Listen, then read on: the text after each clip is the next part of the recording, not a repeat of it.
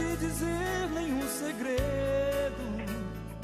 Olá, amigos do Planeta J, amigos da TV Sapiens, amigos que nos veem neste momento aqui através da live no Instagram. Muito obrigado pela participação, muito obrigado pela audiência. Estamos agora reunidos em mais um ponto de encontro para discutir com um time de primeiro nível sobre a questão do momento, que é como e quando, né? Quando e como sair da quarentena de prevenção ao coronavírus em segurança. Essa é uma questão que está na cabeça das pessoas, porque ela tem uma série de subperguntas. Quais serão os riscos que nós vamos enfrentar ao sair da quarentena? Quais serão os cuidados que devemos ter ao sair da quarentena? Como é que fica a nossa vida no trabalho, em casa, no lazer, na escola das crianças e por aí vai. Então, para discutir temas como este, nós reunimos aqui hoje especialistas como o doutor Luiz Alberto Marinho, que é professor de infectologia na Universidade Federal do Rio Grande do Norte, que é o coordenador do Serviço de Controle de Infecção Hospitalar no Unimed, foi também diretor do Hospital Giselo da Trigueiro, não é isso, doutor? Sim, sim. Então, por favor, seu boa tarde para aqueles que nos seguem através do Instagram neste momento. Boa tarde a você que está orientando, planejando essa reunião, essa verdadeira mesa redonda, e boa tarde também aos companheiros que fazem parte dessa mesa, dessa discussão. Temos também nesta mesa a presença da professora doutora Ana Tânia Sampaio, coordenadora do curso de Saúde Coletiva da Universidade Federal do Rio Grande do Norte, ex-secretária de Saúde do município, ex-secretária adjunta de Saúde do Estado do Rio Grande do Norte, que foi também a pioneira na introdução das práticas integrativas no sistema de saúde, né, local. Então, Ana Tânia, boa tarde, é um prazer também recebê-la. Um grande prazer, Tomar. Um grande prazer estar aqui com você. Mais uma vez, né, o Ponto de Encontro faz parte da nossa história, a gente já participou em outro. Também uma grande honra de não só estar com você nesse momento, mas também com os colegas, os três outros profissionais, que para mim eu sou admirador dos três, então acho que vai ser muito gratificante. E obrigada, e também cumprimentar todos que estão assistindo. Além do doutor Luiz Alberto Marinho e da doutora Ana Tânia Sampaio, nós temos conosco o filósofo e terapeuta holístico, professor, doutor em psicologia clínica, José Ramos Coelho. Por favor, Ramos, se apresente. Boa tarde a todos. Queria agradecer ao Jomar Moraes por esse convite, agradecer também aos telespectadores que estão nos assistindo, aos queridos amigos que vão dialogar com a gente, e ao professor Luiz Alberto, que é muito simpático, que eu estou conhecendo agora. Queria saudar a todos. Ok, Ramos.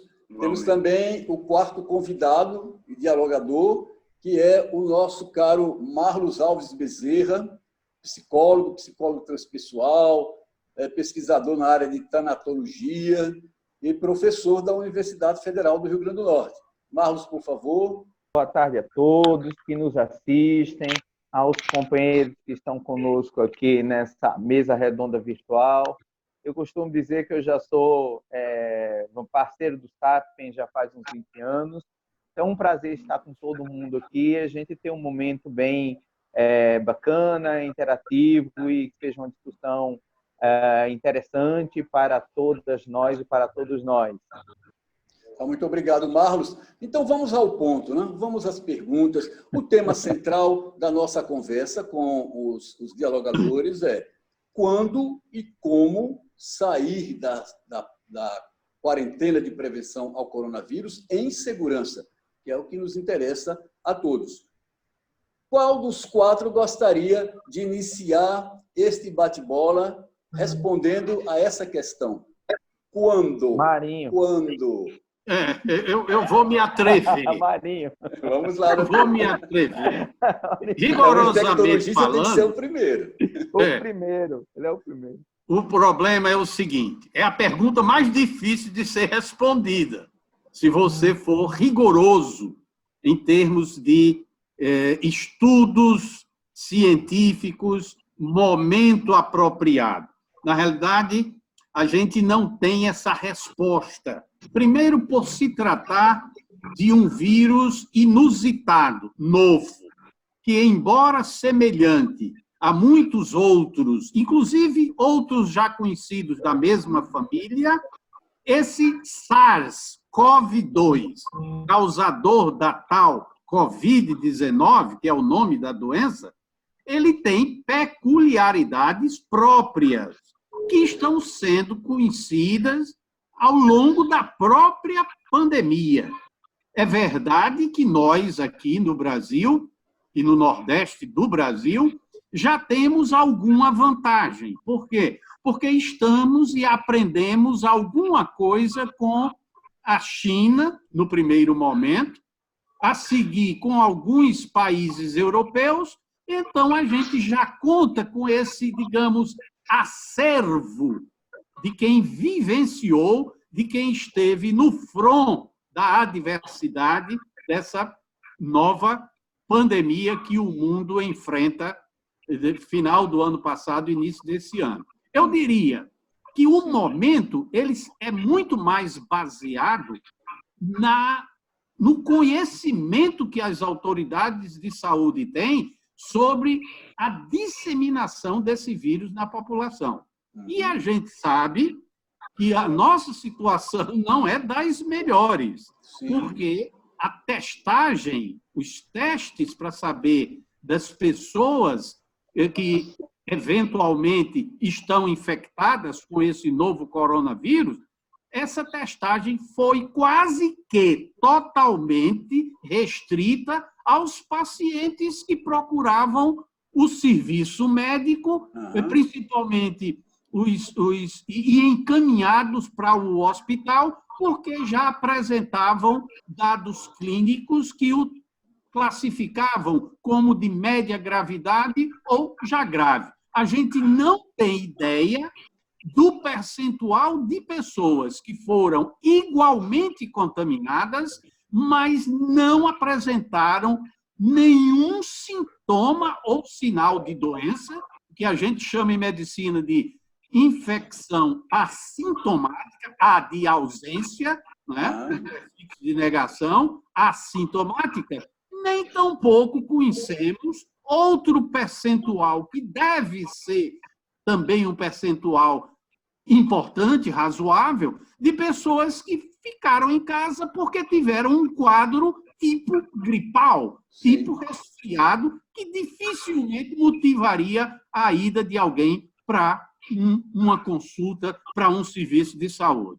Então, nós não temos esse estudo como a Coreia do Sul teve, por exemplo. Eles conseguiram, né, fazer na sua população, quase que em toda a sua população, a pesquisa daqueles que estavam infectados. Porque você, conhecendo isso, você pode isolar, né, durante pelo menos 14 dias aqueles que estão infectados, ou que eventualmente se infectaram, e os seus contactantes mais íntimos. Aí você poderia fazer um isolamento, digamos, seletivo, dirigido a essas pessoas. No Brasil, como isto não ocorreu, nem está ocorrendo, eu acho muito difícil acontecer num futuro próximo, as decisões que sejam tomadas para, ora, flexibilizar o isolamento, ora, para reforçar, eventualmente, podemos até voltar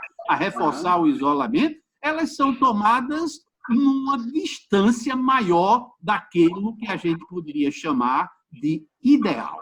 Sei. Então, quer dizer que nós estamos ainda tateando no escuro, não é? Sem informações que nos permitam aos sistemas de saúde ter uma ação mais estável em relação ao combate ao vírus, não? Então, nós poderíamos admitir que a quarentena ela pode ser estendida. Os governos falam em suspender em maio, 4 de maio, 11 de maio, lá em São Paulo, mas existe a possibilidade concreta dela ser estendida, assim como existe, e o senhor já levantou isso, a possibilidade de nós sairmos da quarentena e depois sermos forçados a iniciar uma outra quarentena. Essa é uma possibilidade, Jomar, por estes motivos, alguns dos quais eu aqui comentei en passant, rapidamente, que é a falta de testagem em grande percentual da população. Na realidade, a gente pode até dizer que essa data ela é meio que, digamos, arranjada, até porque a gente tem que raciocinar o outro lado da moeda. Por ser médico, a gente não pode ficar distante dos problemas seríssimos econômicos que essa pandemia está trazendo ao país, às cidades, aos estados, e, consequentemente, também há uma certa pressão, eu diria certa não, uma pressão muito grande das pessoas que não têm condição de ficar porque precisam produzir para, inclusive, prover a sua alimentação para si próprio e para os familiares. E a gente sabe também que nas condições de vida de grande parte da população brasileira, que são as favelas, por exemplo, esse isolamento ele é meio teórico, porque são pessoas que vivem amontoadas em pequenos cubículos, né? E que dificilmente a gente teria um controle sobre essas pessoas. Então, analisando um lado de que o isolamento tem seus resultados positivos, porque ele diminui a velocidade de contaminação da população, para que os serviços de saúde não entrem num colapso extraordinário. Então, sobre este aspecto, esse isolamento brasileiro, vamos ser específicos, o isolamento na cidade do Natal, eu acho que arrefeceu, deu uma freada na subida da curva, mas eu quero lembrar também que este vírus ele vai terminar contaminando 60% a 80% de toda a população em algum momento. Sim. O que se faz com o isolamento é retardar a velocidade. Sim. Mas a quarentena não é cura, a quarentena é só para não sobrecarregar o sistema, né? Exatamente, é para isso, é para diminuir a velocidade de infecção e de contaminação. Mas 70% em média da população em algum momento será contaminado com este novo coronavírus. Certo. Ok, mas vamos ouvir também a doutora Ana Tânia, ela que trabalha com saúde coletiva, né? E ver qual é a opinião que ela tem diante dessa exposição tão objetiva feita pelo doutor Luiz Alberto. Tão objetiva e tão completa, né? Completa também. Depois de muito isso, ele já falou dos principais pontos. Realmente, Jomar, acho muito cedo, precoce, para se falar em final da quarentena. Ainda não é seguro. Se a pergunta está se referindo à segurança, nós não temos nenhuma segurança para finalizar esse isolamento social. Até porque a grande maioria, como o Luiz colocou, nós não temos uma testagem em massa. Então, nós estamos trabalhando no escuro. A nossa realidade epidemiológica, os nossos dados, só estão sendo confirmados aqueles testados. E quem é que está sendo testado? Faltou até testes recentemente. Então, está sendo testado aqueles casos que já são suspeitos, mas que já estão bastante, com sintomas bastante característicos. Então, muitos estão assintomáticos, estão passando sem ser notificados, outros que, como o Luiz colocou, que têm sintomas de uma gripe comum e aí não procuram o serviço de saúde, também estão. E essas pessoas estão contaminando, são transmissoras do vírus. Então, é muito importante que a gente mantenha esse isolamento social, no sentido de que os países que não tiveram o isolamento social tiveram resultados gravíssimos. Gravíssimo. Então, quando se retardaram esse isolamento, talvez uma das questões que está favorecendo essa curva, como o Luiz colocou, que não está tão ascendente nesses últimos dias, diante da expectativa, né, o prognóstico que foi apresentado há uns tempos atrás pela CESAP, mas isso se dá exatamente porque foi tomadas medidas precocemente. Entendeu? Então, esse tempo é necessário para que os serviços e que exatamente esse crescimento não seja exponencial, porque, diferentemente do H1N1, que na época era secretária, né, Luiz, do município de Natal, H1N1 ele é mais letal, ele era mais perigoso, mas, em compensação, ele era muito menos transmissível. Ele tinha uma transmissibilidade muito menor. O corona, ele é altamente transmissível. Então, facilmente, ele fica um bom tempo no ar, né, umas 6 horas ele fica no ambiente, fora o tempo que ele fica nos objetos. Então, é muito importante que esse contato seja evitado. E esse é o grande sucesso para que se minimize as consequências da pandemia, porque não resta dúvida, como o Luiz colocou, que a maioria das pessoas vão ter contato com o vírus, porque ele é de alta transmissibilidade. Agora, se a gente consegue fazer esse isolamento e consegue ter esses cuidados, as pessoas, nós vamos ter uma vigilância que vai nos favorecer os resultados. Então, nós vamos ter tempo, inclusive, para os serviços se estruturarem, porque nós não estamos preparados para uma demanda dessa, os serviços se estruturarem para dar resposta àqueles casos que começarem a acontecer, mais graves, que precisam de respirador, tudo. Então, acho precoce também ainda se falar em final do isolamento social. E outro cuidado, e outra questão também que eu gostaria de reforçar é a importância, aí sim, de a gente ampliar essa testagem. Porque você já imaginou, se a gente conseguisse, como o Luiz colocou, a Coreia, se conseguisse fazer uma testagem coletiva, vamos dizer, social de toda a população, né, nós iríamos ter, claro, de quem muitas pessoas já tiveram tiveram o contato vírus e não tiveram, são assintomáticos. Daí tem um carro, né, fazendo testagem lá na Afonso Pena, e meu chefe, essa semana, falando comigo, disse: Ana Tânia, secretária, que eu tive, e fiz o teste lá na Afonso Pena, que é particular, mas ele pagou e fez, depois ele tinha tido, e não teve sintoma nenhum. Então, mas quem sabe quantas pessoas ele não contaminou? Porque depende muito também das pessoas. Então, é muito importante esse isolamento, porque protege aquelas pessoas mais susceptíveis, que têm idade menor, e de que tenha contato com o vírus. Às vezes, por exemplo, você vê, eu sou atleta, não tem perigo. Não é bem assim, porque você até ter o contato com o vírus, não desenvolver a doença e contaminar outras pessoas. Esse aqui é o grande perigo, né? Você não sente nada, mas você passa o problema para quem é mais frágil, né? Para quem está com baixa imunidade. Já tem a transmissão sustentada, né? E foi muito importante no Brasil e os estados que tomaram a iniciativa de fazer o isolamento social já no início, porque esse crescimento exponencial da transmissão. A transmissão sustentada, ou seja, a transmissão que a gente chama comunitária, não foi, aqui no Rio Grande do Norte, por exemplo, não foi de imediato a chegada, chegou em São Paulo e tudo, mas o Rio Grande do Norte já e outros estados adiantaram esse isolamento, e isso favoreceu muito exatamente para quando essa transmissão passou a ser comunitária, passou a ter o vírus já circulante, nós já estávamos com os cuidados e as pessoas já isoladas. Isso favoreceu muito esse crescimento exponencial de casos na nossa cidade e no nosso estado. Ok, professora. Será que nós também fomos beneficiados pelo nosso clima? Porque, vejam bem, o vírus ele surgiu na China no meio do inverno. O inverno chinês é muito rigoroso. Depois ele prospera na Europa também no inverno, muito frio. O inverno da Europa também é razoavelmente rigoroso.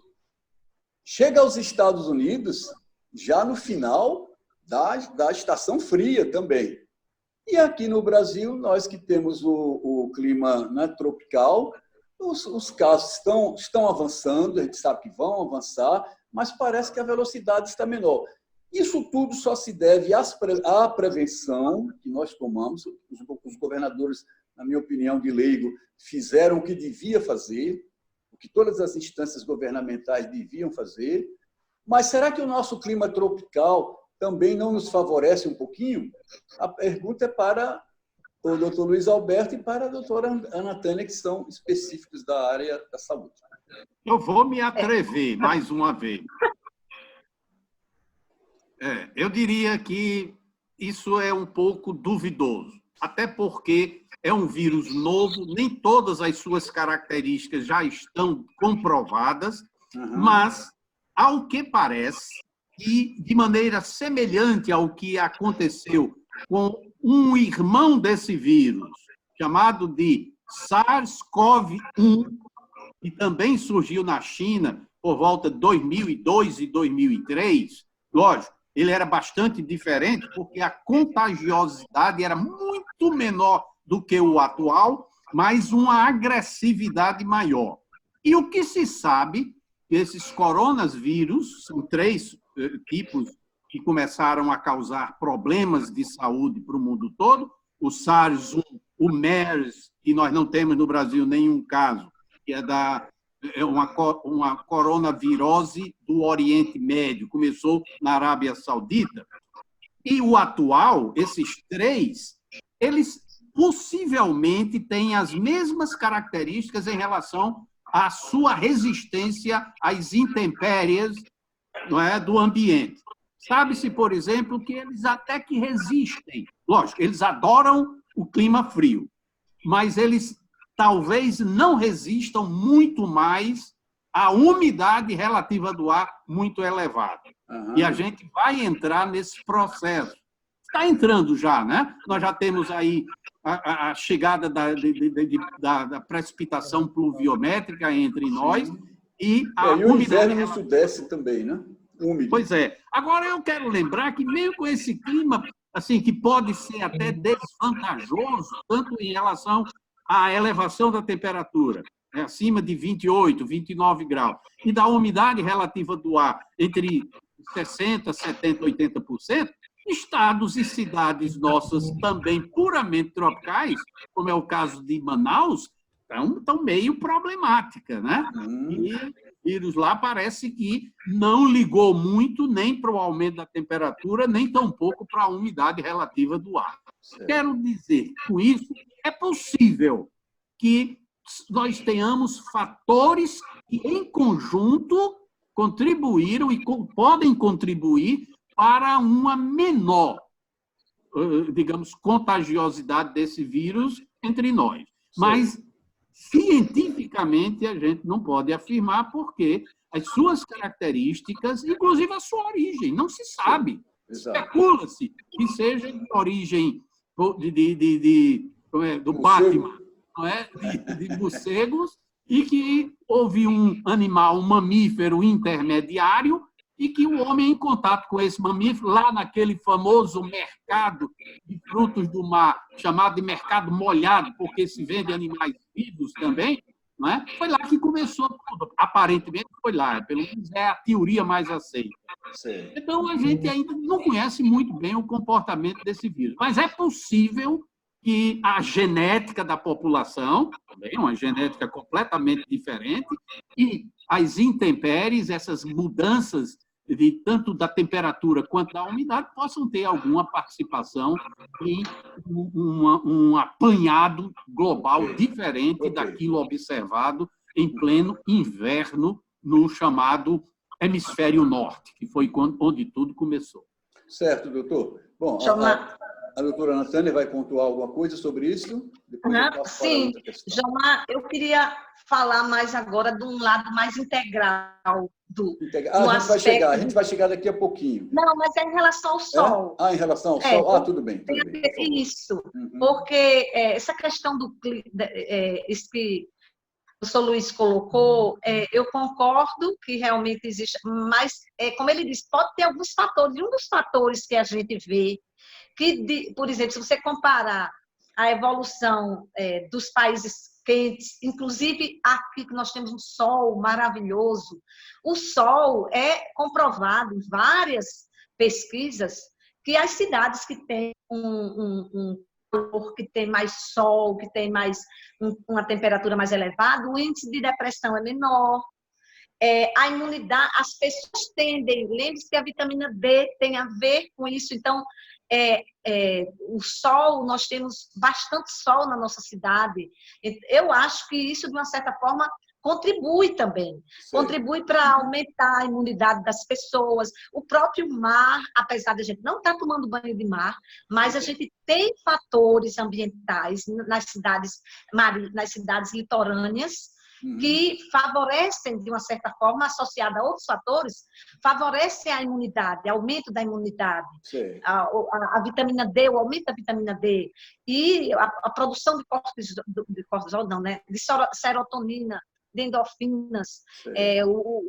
Isso eu acredito que, associada à própria sensibilidade do corona, pode contribuir, na minha opinião, sim, se a gente analisa outros estudos que foram feitos em relação a outras doenças. E a gente vê na Europa que nos países frios, essas doenças evoluem muito mais, com muito maior facilidade, quando justamente pela a questão da ausência do sol, e eu acredito que o sol é uma terapia natural maravilhosa. É melhor ficar exposto ao sol do que comprar as drágeas de vitamina D, né? Meio perigoso, né, doutor? Tomar assim sem orientação? Inclusive, viu, Ana Tânia? Lembrar Sim. que para os arbovírus é exatamente o oposto, né? Os vírus que causam dengue, chikungunya e zika, eles preferem o nosso clima tropical. Exatamente. Do hemisfério norte. Bom, mas aí eu tenho uma questão que pode ser para qualquer um dos 4 convidados. Depois nós vamos Eu vou parar de falar, porque vamos ouvir os outros 2. Entrar em aspectos que vão chamar mais a atenção do Ramos, do Marlon. Só um minutinho. Vamos esgotar mais um pouco essa área realmente médica, né? Eu perguntaria ao doutor Luiz Antônio e à doutora Ana Tânia sobre a questão dos riscos que envolvem a saída da quarentena. Nós vamos ter que sair uma hora, não é? Porque certamente não vamos aguentar um ano de quarentena, né? Enfim, os governos estão, de alguma forma, já preparando uma saída, nem que seja uma saída temporária, volta depois. Mas como nós vamos lidar, como devemos lidar com os riscos que vão nos acompanhar na medida em que nós não continuamos sem conhecer bem a doença, sem ter um controle efetivo sobre elas, e aí não teremos a quarentena. Voltamos para a chamada vida normal. A pessoa comum, o pai, a mãe, os filhos, os mais jovens, os mais velhos, enfrentarão que tipos de risco e como lidar com isso? Jomar, vai ser minha última participação antes da participação dos 2 lá, o José Ramos e o Marcos. Mas tem muita pergunta para eles. Pode deixar. Porque eu só queria dizer o seguinte: na realidade, o que pode acontecer é a gente ver uma outra subida de curva, não é? Porque, como a gente disse no início, como não houve, nem está havendo uma testagem para saber a situação daqueles que eventualmente estejam infectados, esse risco sempre vai ocorrer. Mas eu quero lembrar também que a pressão, é muito fácil, às vezes, você falar, vamos aumentar o isolamento, vamos deixar para maio. Quando chega em maio, tudo bem, teria justificativa técnica, mas a gente sabe que isso não pode acontecer, porque senão nós vamos entrar no outro caos, que é o caos econômico.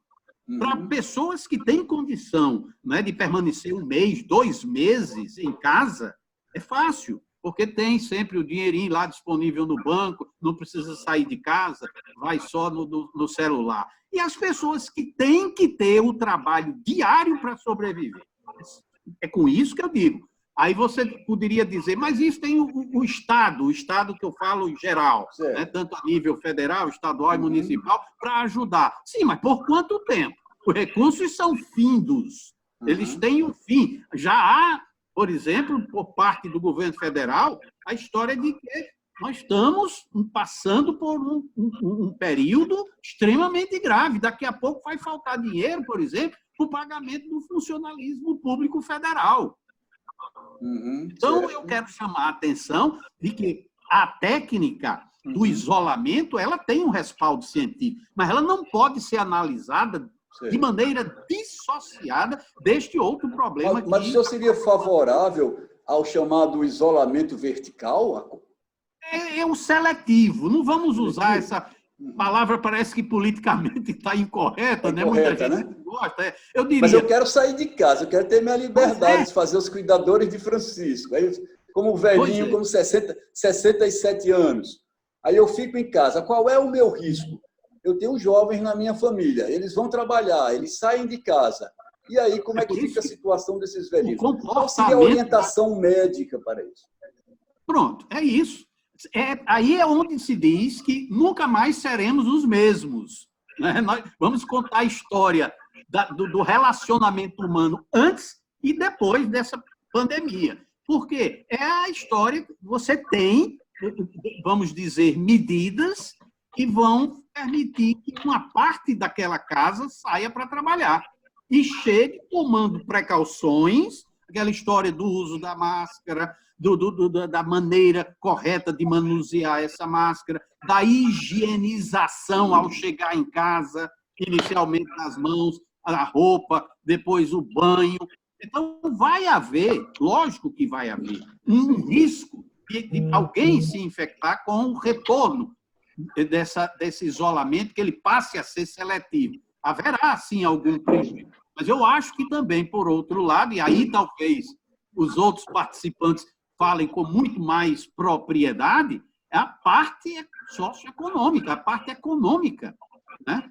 Já há indícios de que o Estado do Rio Grande do Norte, por exemplo, que já tem atraso no seu pagamento aos seus funcionários, isso ainda possa piorar, um desconto naquilo que as pessoas percebem, ou seja, o cerco vai fechando, vai deixando cada vez mais difícil suportar essa quarentena, digamos assim, quase que total. Nós não estamos numa quarentena, nunca tivemos. Certo. Mas eu acho que ela deverá partir, sei lá, do início de maio. Eu também não tenho uma data mágica para isso, mas ela terá que começar a ser feita de maneira seletiva, tomando-se as precauções das pessoas que vão sair para o trabalho quando chegarem em casa, para não contaminarem as pessoas, principalmente do risco maior, que a gente sabe são aqueles grupos. Uhum.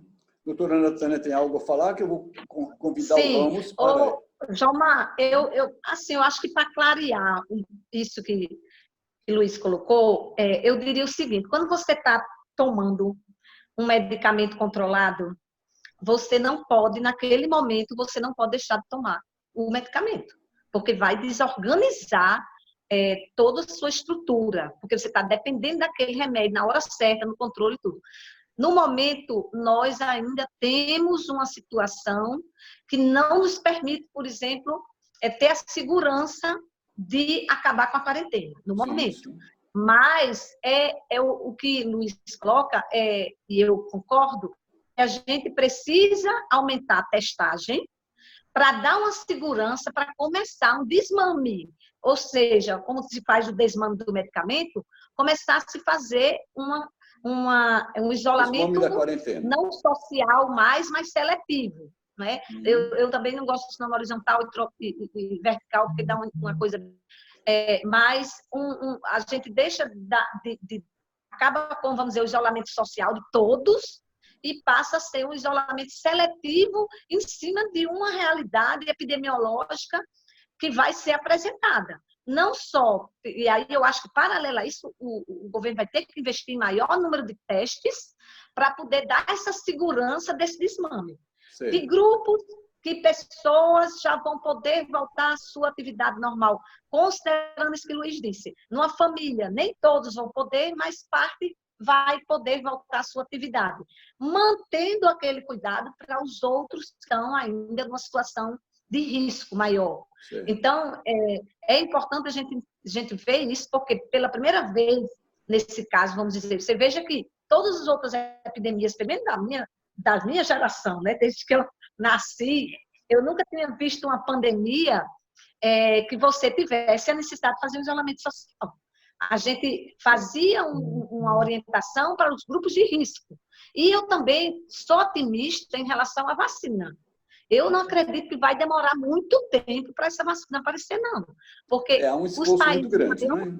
avanço foi por onde exatamente começou a pandemia. Né? Os países de maior avanço tecnológico. Então, o mundo inteiro está investindo na busca da vacina.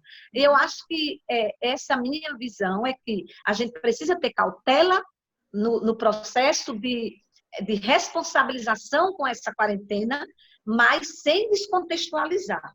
Porque, realmente, vou dar um exemplo aqui, nossos pais, né, a gente tem as cuidadoras e tudo, e todo final de semana é um filho que vai, leva para a missa, que levava para a missa, que levava eles para o restaurante todo domingo para almoçar, com os microfamílias, né, os filhos dos filhos, os netos.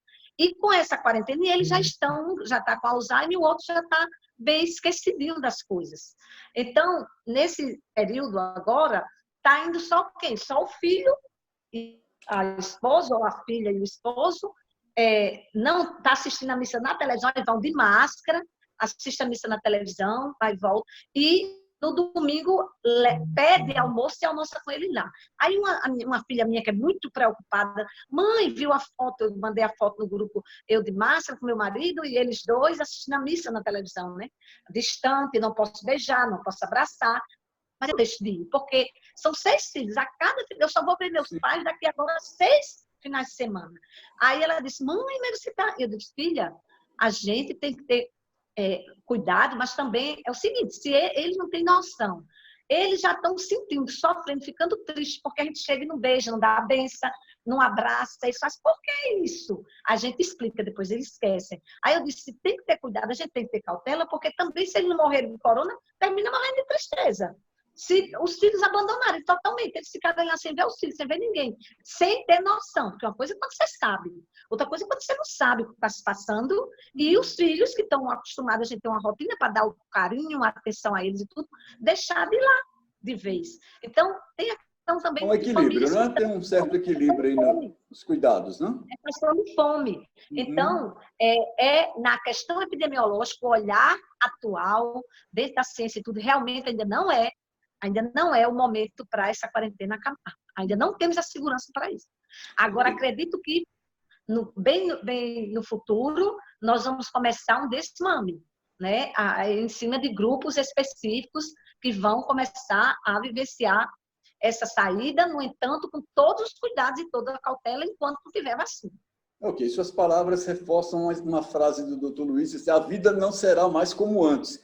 E aí eu jogo a questão para o nosso Ramos, filósofo, terapeuta holístico, né? Que pode também entrar aqui e dar a sua contribuição com uma visão mais abrangente na sua área, né? Ramos, o que você achou dessas informações e opiniões desses 2 grandes especialistas na área da saúde? Eu acho que foi... Sim, eu acho que foi uma opinião muito abalizada, né? Porque essa questão do como ou quando sair da quarentena, isso transita numa interface entre a economia e a epidemiologia, que não é a minha área de atuação, né? Mas eu acho que essa pandemia, ela colocou algumas questões muito sérias para reflexão. A primeira foi a consciência de que a cultura está doente, né? São estudiosos da cultura e a gente vê que a nossa cultura está doente. E qual é a doença da cultura? A gente vê que, eu diria que tem 2 doenças fundamentais que a nossa cultura padece. A primeira seria a questão da desigualdade social. A gente vê que uma ínfima minoria de pessoas já tem grande parte da riqueza e uma grande maioria vive na miséria. Então, você vê até que o coronavírus, apesar de contagiar todo mundo, quem é que está morrendo? A quantidade maior de pessoas que está morrendo são as pessoas mais vulneráveis, né? Então, imagine quando a pandemia entrar nas favelas, as pessoas viviam amontoadas. Então, essa desigualdade social, essa incapacidade que as pessoas têm, as mais vulneráveis, de se isolarem, isso vai causar realmente uma grande catástrofe, né? Então, a primeira doença da nossa cultura seria essa desigualdade social. E a outra doença da nossa sociedade, da nossa cultura, é a questão do homem ser um predador da natureza, né? Então, a gente vê que a economia, toda ela se baseia praticamente numa opressão da natureza. O homem virou um predador da natureza. E a gente observou que, quando surgiu essa pandemia e as pessoas tiveram que ficar em quarentena, a gente começou a notar que a natureza estava muito mais bonita, o céu estava mais azul, os mares estavam sendo despoluídos, Veneza começou a aparecer golfinhos passeando por ali. A gente vê a natureza se refazendo. Então, a gente tem esses dois problemas que eu acho que essa pandemia explicitou muito bem, essas duas chagas da civilização. É como se a gente estivesse vivendo numa doença autoimune. É como se a cultura ela tivesse... A gente vê no Brasil, por exemplo, instituições lutando contra instituições lutando contra o povo, uma desunião social. É como se fosse uma doença autoimune, que uma parte do corpo da cultura luta contra a outra parte. Então, acho que o vírus veio para, de certa forma, explicitar toda essa doença da cultura. Então, eu acho que é um momento de reflexão para que o homem consiga refletir, mudar esse padrão de comportamento doentio e a gente entrar numa nova era. Porque uma das coisas que as grandes pandemias elas fazem é justamente permitir uma mudança de padrão cultural. A gente viu isso, por exemplo, na peste bubônica. Quando aconteceu a peste bubônica, houve a transição do feudalismo para a modernidade. Então, é possível que essa pandemia ela venha trazer uma reflexão sobre os nossos valores e aí a gente possa ascender para uma sociedade mais justa, uma sociedade mais ecologicamente sustentável. Pois não, muito bem, Ramos. Alguém gostaria de falar sobre o que o Ramos acaba de expor? Então, passamos ao nosso Marlos Alves Bezerra, psicólogo, que poderia dizer o que ele achou da exposição dos nossos dois especialistas na área médica, na área da saúde, e acrescentar a sua contribuição à questão da saúde psicológica das pessoas num momento de quarentena. Né? Muitas pessoas estão aí, algumas quase que entrando em surto, de depressão, de ansiedade, né? Enfim, Marlos, como é que você vê essa situação? Então, boa tarde, Gilmar, boa tarde, né? Luiz, Tânia, tempo que não vejo, um beijo no seu coração. Ramos, que é assim, uma pessoa amadíssima, e todos os outros companheiros e companheiras estão aqui com a gente. Olha só, essa é uma questão fantástica, né? Eu penso que todos os colegas que precederam assim, falaram com muita propriedade, fazendo suas análises, e acho que é muito pertinente. E aí, talvez a minha contribuição seja ajudar a pensar um pouco, né? Outras angulações dessa questão. Mas uma coisa a gente não pode deixar de dizer. Realmente, assim, a forma como nós vivemos e estruturamos a nossa subjetividade pessoal e coletiva, ela modificou-se por completo, né? Isso é uma coisa que a gente deve dizer. E o que será depois é um grande ponto de interrogação.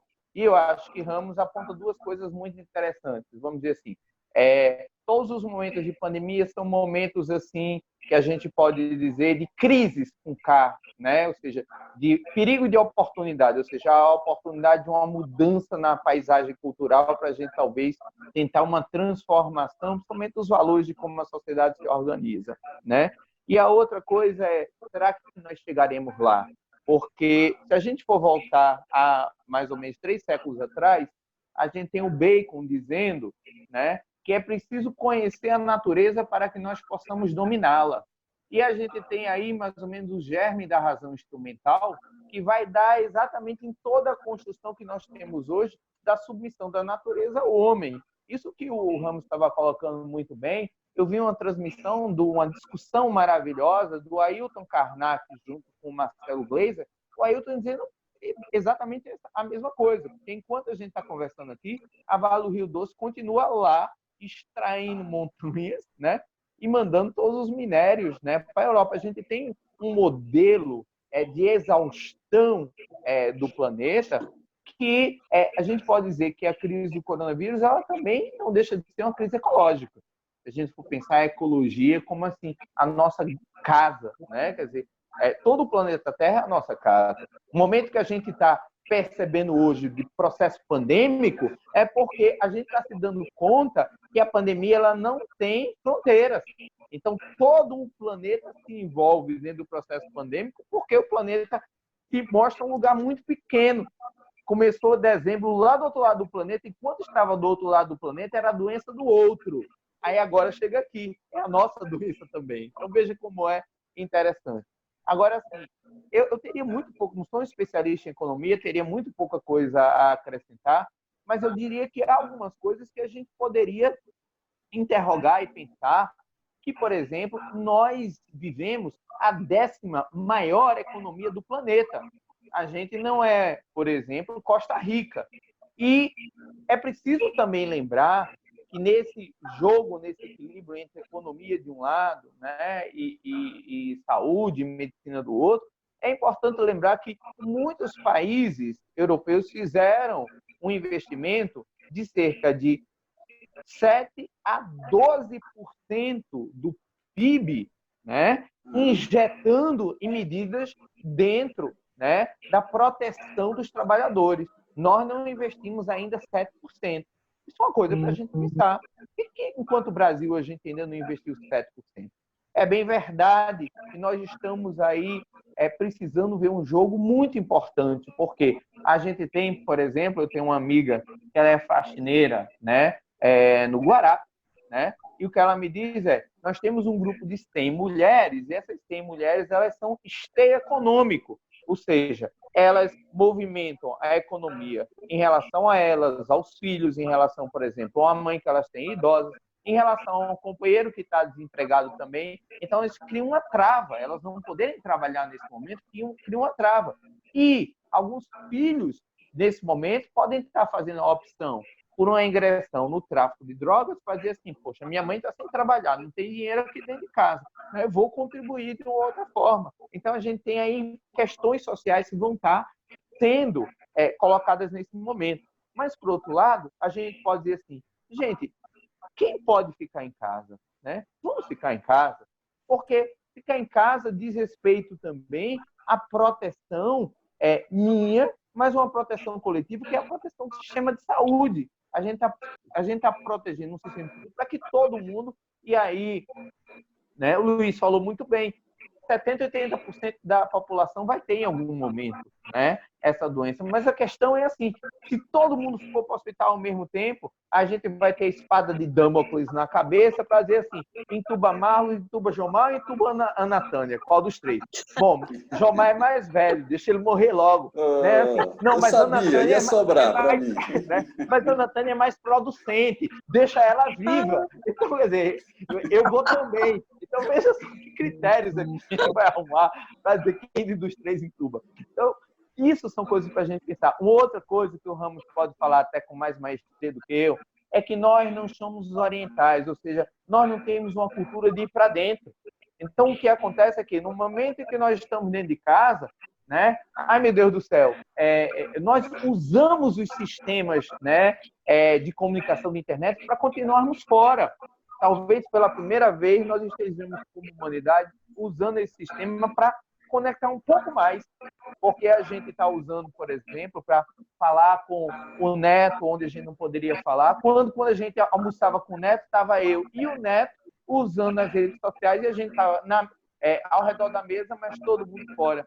Então, assim, trazer essa cultura da interioridade, da introspecção, que é entrar em contato conosco nesse momento, é entrar em contato com a nossa luz, mas é também entrar em contato com a nossa sombra. E o quanto que isso também não causa angústia e ansiedade. A revisão da Lancet, que é uma revista muito prestigiada no meio científico, trouxe aí a última revisão de literatura que foi feita pelos chineses, a gente tem muito pouco sobre isso. Eu mesmo estou com uma pesquisa agora sobre afastamento e isolamento social, lançando aí na internet para jovens entre 15 e 25 anos, e a Lancet diz o seguinte, nesse momento que a gente tem um aumento maior nas questões de saúde mental, porque isso se exacerba em função do isolamento ou do afastamento social que estamos fazendo em casa.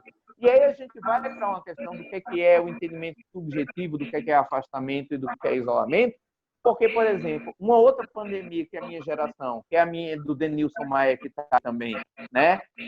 Foi a nossa geração AIDS, que eu fiz uma pesquisa, a Tânia conhece muito bem a Cibele, né, que coordenou essa pesquisa na época, que era assim, o menino dizia, ora, eu posso transar com a minha, né, doidinha limpeza, que está do lado de lá, posso transar com ela, e aí eu vou usar comigo, mas com a minha namorada eu não transo, sabe por quê? Porque tá certo, eu não vou pegar a doença porque é a minha namorada, então tem diferença entre o público e o privado. A gente tinha isso na época também da questão da AIDS. E hoje, por exemplo, aparece, alguns jovens que estão respondendo a nossa pesquisa estão dizendo assim, ora, não tem nenhum problema, porque assim, eu estou respeitando o afastamento social, estou respeitando, mas né, eu estou indo na casa da minha namorada, estou indo na casa dos meus amigos para poder jogar, estou indo na casa de fulano, estou indo na casa de ciclano, porque é seguro ir na casa dessas pessoas. Então, assim, a percepção de risco muda. Qual é a construção subjetiva de percepção de risco? E aí vai de novo o Gilmar Moraes.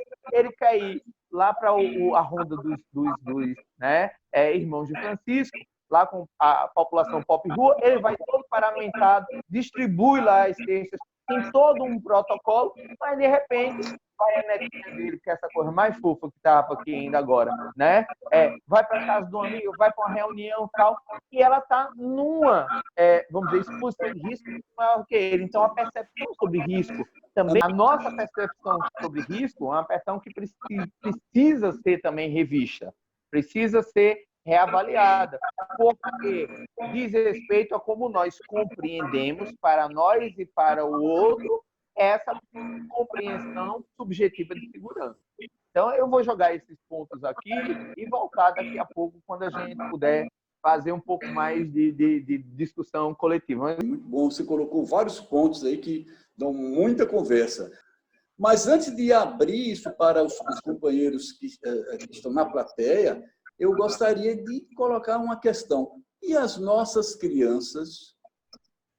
E a escola, como fica quando nós voltarmos da quarentena? Porque é fácil ter cuidados, né? Estabelecer cuidados para adultos, mas com jovens e adolescentes, a questão pegando o gancho da questão que o Marlos colocou, né? A percepção de risco. Como ficaria crianças e adolescentes na escola na volta à normalidade, doutor Alberto e doutora Ana Tânia? Bom, eu vou emitir uma opinião que é muito particular. Eu acho que talvez seja a porção, o setor, demore mais a voltar, exatamente por isso. Embora não sejam consideradas, de uma maneira geral, crianças como um fator de risco, como foi, por exemplo, na pandemia de 2009, pelo influenza vírus H1N1, crianças abaixo de 5 anos, principalmente menores de 2 anos, era um verdadeiro grupo de risco. Parece que aqui, nesse novo coronavírus, as crianças contribuem com infecção igual aos adultos. Não é a maior ou menor susceptibilidade que elas têm. É de desenvolver quadros graves. É muito mais difícil.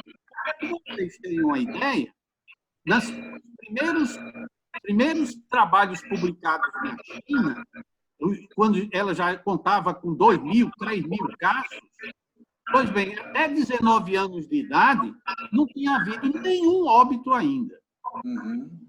E mesmo assim, em crianças, praticamente não havia internamento, mostrando que elas adoeciam, às vezes, mas não da forma grave. Então, esse grupo tem essa vantagem em relação ao Covid-19, que é não ter uma chance grande de desenvolver formas graves. Ainda bem, né? Não tem. Mas, como você muito bem lembrou, é um grupo que, evidentemente, pela própria idade, não vai guardar aquelas medidas após, digamos, a liberação das aulas, né? Não vão. Então, esse é um tema, eu diria, mais discutido e que, por isso, que em alguns lugares foi o último setor a ter a sua flexibilização de isolamento social. Exatamente por isso. Porque não adoecem ou adoecem de maneira muito benigna, Muito mas leve, né? podem ser considerados transmissores. Certo. Então, no final, você me avisa quando for perto do final, que eu quero dar uma notícia boa e outra ruim. Tá certo. Tá certo. Comece pela boa. É que eu gostaria só de fechar essa coisa da escola e colocar o terceiro item, que é a questão do lazer também. O doutor Luiz Alberto lembrou, em muitos locais, né, que já estão saindo da quarentena, a escola é o último lugar que reabre, né? Mas nós temos aí também os cinemas, os teatros, as festas, as boates. E como é que as pessoas podem encaminhar a reabertura nesse segmento de entretenimento? Isso é para quem? Para qualquer pessoa que tenha informação. Informação também adequada para responder. Gilmar, eu continuo dizendo que ainda acho que hoje, os dados que a gente tem, no olhar da epidemiologia, nós ainda não estamos no momento de reabrir esse tipo de atividade de lazer. Eu acho que a gente pode começar a estimular o lazer domiciliar, mas vai ter que ser também uma coisa processual. Por exemplo, shows, essas coisas. Eu acho que ainda nós não temos ainda essa segurança para isso. Aí, voltando à questão das escolas, uma coisa agravante também é que a maioria das nossas crianças da educação infantil, por exemplo, como o Ramos colocou e Marlos, nós temos uma questão social muito desigual e a maioria dessas crianças elas sobrevivem, inclusive, da merenda escolar. Vai para a escola não só para aprender, mas também para se alimentar. E essa é uma questão que, inclusive, precisa ser vista, porque eu vi algum estado aí que estava pegando a merenda e transformando em cestas básicas para as crianças, para as famílias. Só no que a Natânia está falando das merendas, realmente. Veja, aqui em Natal, bem rápido, né? Também tem essa movimentação de transformar a merenda em cesta básica.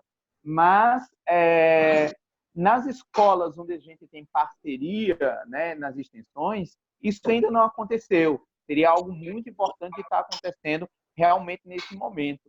E lembrar também que as crianças elas são muito plásticas. Plásticas em que sentido? Que assim, a cultura ela pode ir se modificando. Do mesmo jeito que elas viram Cascão na televisão, né, lavando as mãos, e algumas coisas mostrando outras formas de a gente, assim, porque abraço e toque é associado a afeto. Mas quando elas veem, por exemplo, outras formas de cumprimentar, de mostrar carinho, elas vão também se reorganizando.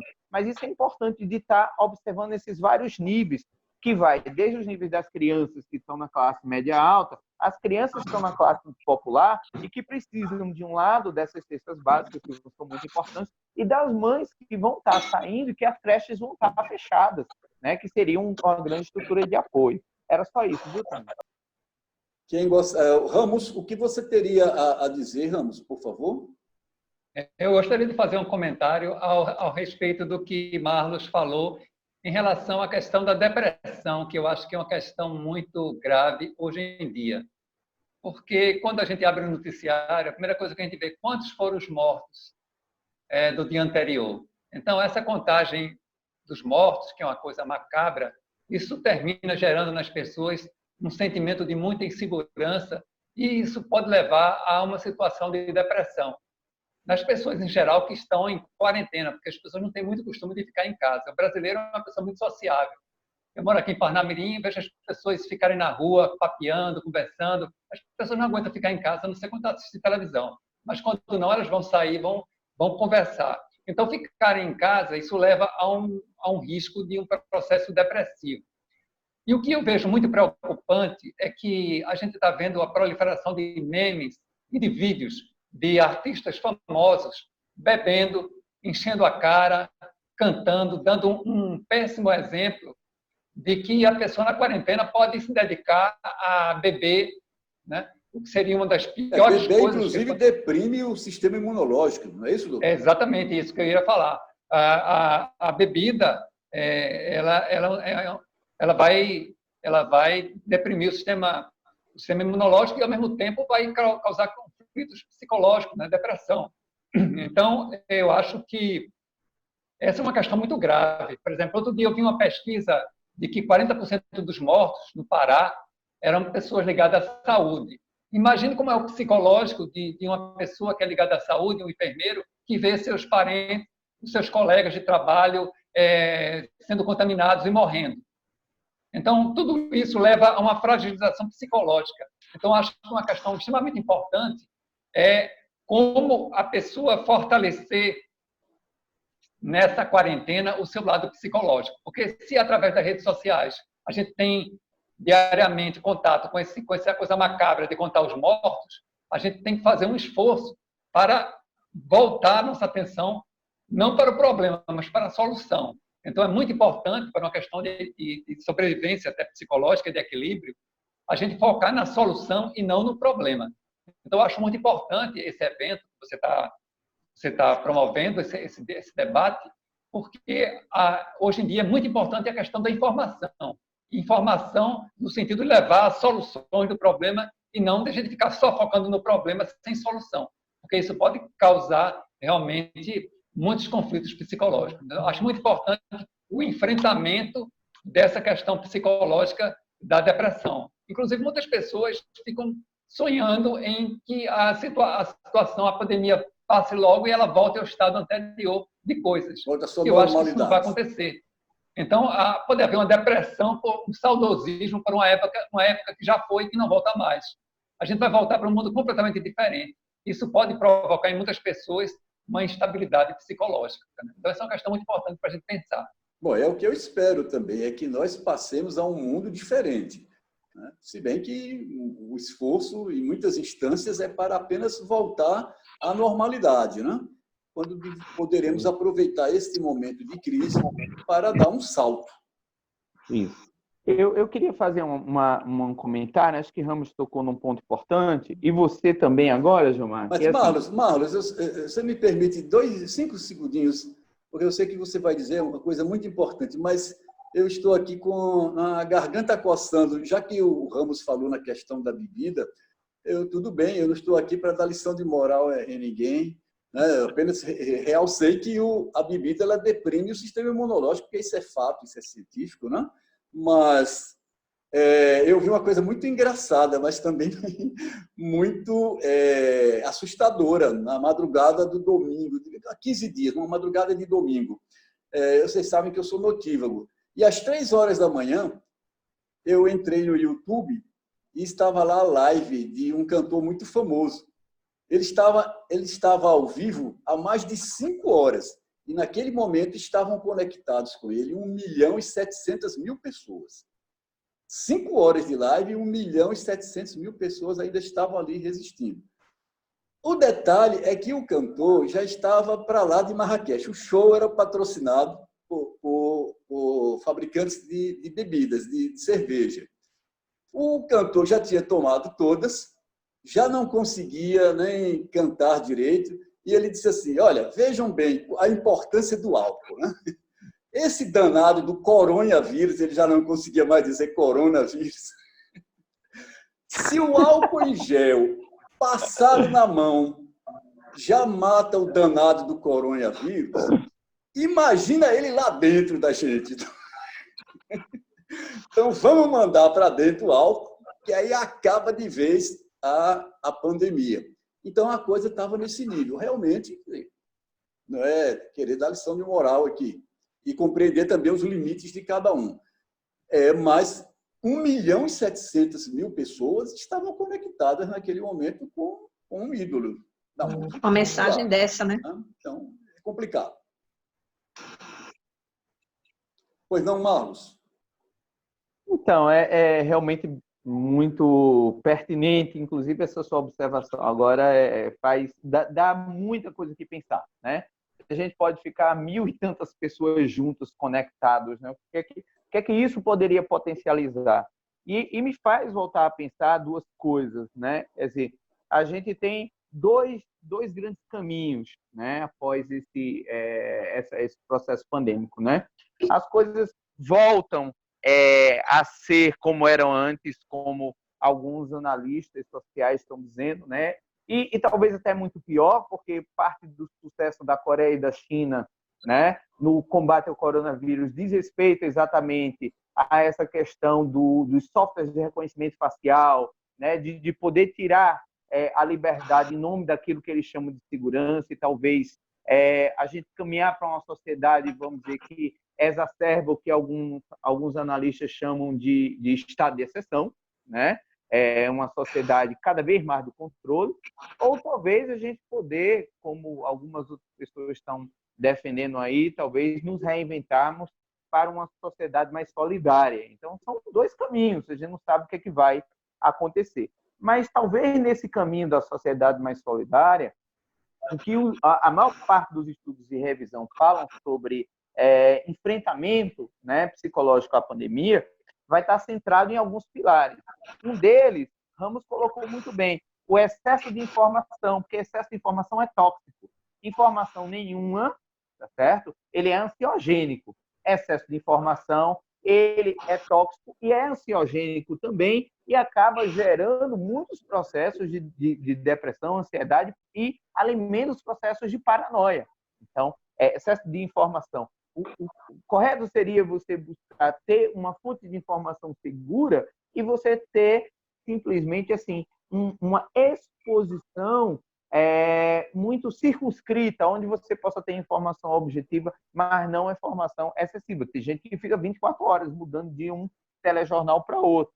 E aí, junto com a questão da informação, algumas outras coisas que são também veiculadas diz respeito à possibilidade de a gente usar os recursos que estão disponíveis para nós para gerar vínculo. Então, o que acontece é que, muitas vezes, nós vivemos a gente dizia que essa geração é uma geração da virtualidade, né? Nós, que somos os mais antigos, é que nós não somos da presencialidade, do estar junto. Mas, veja, mesmo nessa geração da virtualidade, a gente vê que há sinais de tédio, há sinais de ansiedade, há sinais de depressão. Então, o que parece é que, assim, a virtualidade precisa ser conjugada com uma presencialidade, mas talvez com um novo tipo de presencialidade que a gente precisa reinventar, né? Formas de estar juntos. E nessas formas de estar juntos, talvez, nós vamos criando novos rituais, né? Então, tem gente que está comemorando aniversário, tem gente que está fazendo encontro de café, de almoço entre amigos, tem gente que está criando redes para poder monitorar como é que está o bem-estar do outro, clubes de leitura. Então, assim, o que a gente pode fazer para reacender, talvez, um novo tipo de presencialidade onde a gente possa se fazer presença? Porque, às vezes, estar fisicamente junto não significa presença. Os orientais nos ensinam isso há milhões de anos. Às vezes, a gente está só corpo presente, mas não se fazendo presença.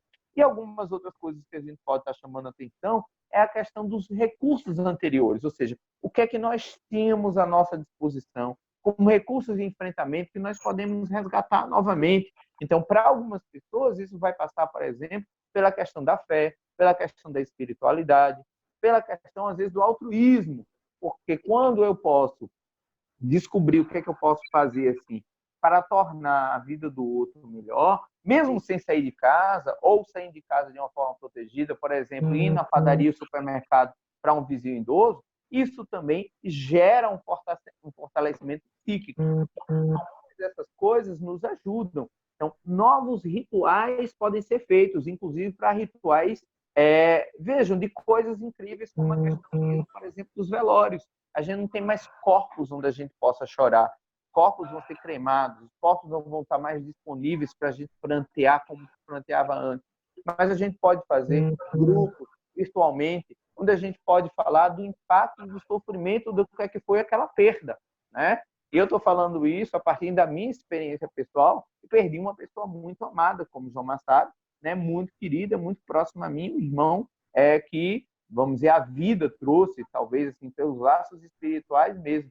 Mas, quer dizer, como é que a gente pode ter momentos de chorar essa perda, de viver essa perda e de elaborar esse luto? porque não tivemos acesso nem sequer às cinzas que puderam chegar ao Brasil para a gente poder fazer essa elaboração. Então, é um momento onde a gente pode, talvez, fazer face a essa questão da reinvenção. E essa reinvenção ela pode trazer o que há de melhor e criativo dentro de nós, ou como o exemplo que o Jomar acabou de dar, né, aí do cantor, né? É mais do mesmo. E aí a gente voltar para a sociedade da mesmice. Obrigado, Marlos. Qual dos dialogadores gostaria de acrescentar? E na plateia, alguém gostaria de fazer alguma pergunta ou fazer algum acréscimo?